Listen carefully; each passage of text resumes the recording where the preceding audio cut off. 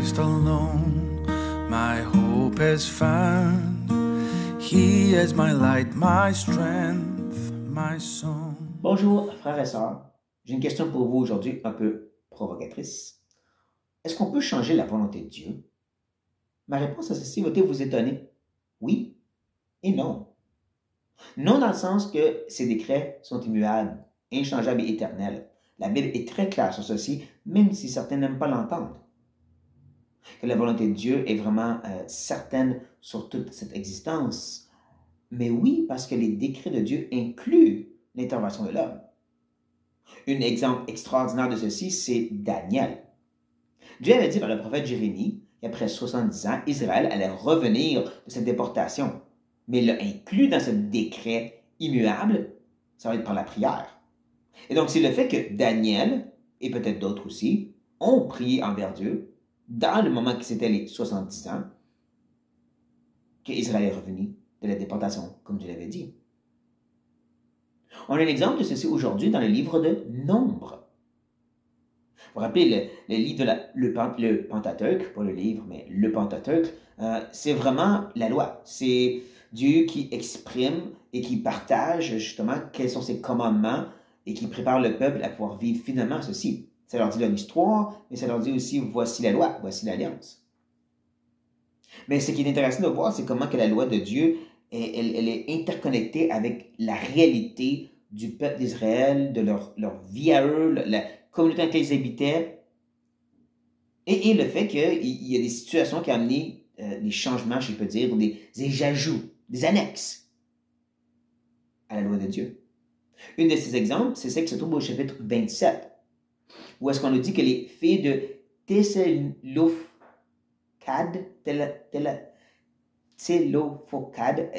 le dis sûrement pas comme il faut, mais cet homme de la tribu de Galad n'avait pas de fils. Et donc, les filles de cet homme, lorsqu'ils voyaient la mort de leur père arriver très proche, se sont dit, lorsqu'il va mourir, le territoire qui était attribué à notre papa, un beau gros terrain qu'elle allait avoir quand elle a rentré en terre promise, on va le perdre, parce qu'on est des filles. Et la loi le donne seulement aux fils. Et donc, ils sont allés à Moïse. Puis ils ont demandé, y a-t-il quelque chose qu'on peut faire? Y a-t-il un changement à la loi qui peut arriver? Et Moïse s'est tourné bien sûr vers Dieu, et Dieu a répondu que les filles de cet homme ont raison. Tu leur donneras en héritage une possession parmi les frères de leur père. Et c'est à elles que tu vas passer l'héritage de leur père. Voici la partie intéressante.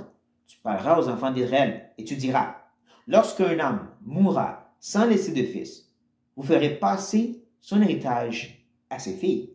Jusqu'à maintenant, dans la loi, qu'on retrouve surtout plus dans Exode et Lévitique, ne parlait pas de ceci. C'est un annexe qui a été ajouté à cause que ces femmes ont parlé.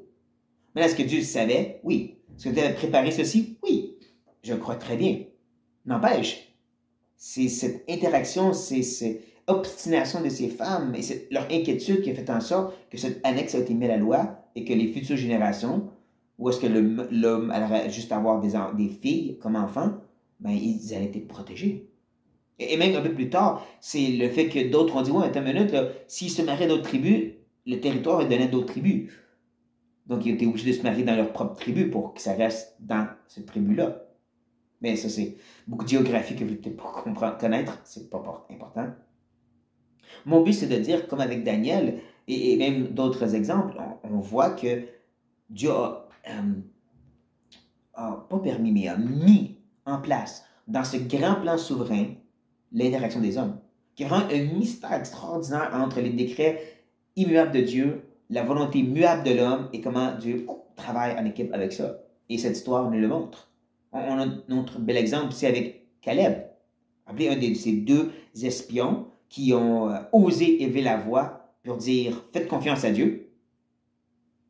Eh bien, plus tard, lorsqu'il rentre dans la terre promise, c'est Caleb qui va encore élever la voix à 80 ans puis dire moi, je dois avoir ce territoire là-bas, puis puisque je suis des fidèles, Dieu dit je peux l'avoir.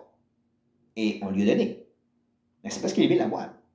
Mais c'est aussi Dieu qui l'avait décrété, qui allait prendre ce territoire. Comme je dis, une belle interaction incompréhensible entre ce Dieu souverain, immuable, et éternel et nous, qui devrait nous pousser donc à plus être prêts à parler, à demander, à prier.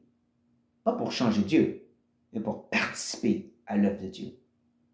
Mais bon, sur ça, j'espère ne pas vous avoir trop mélangé, mais plus encouragé. Soyez bénis. Cornerstone, the solid ground, firm through the fiercest drought and storm.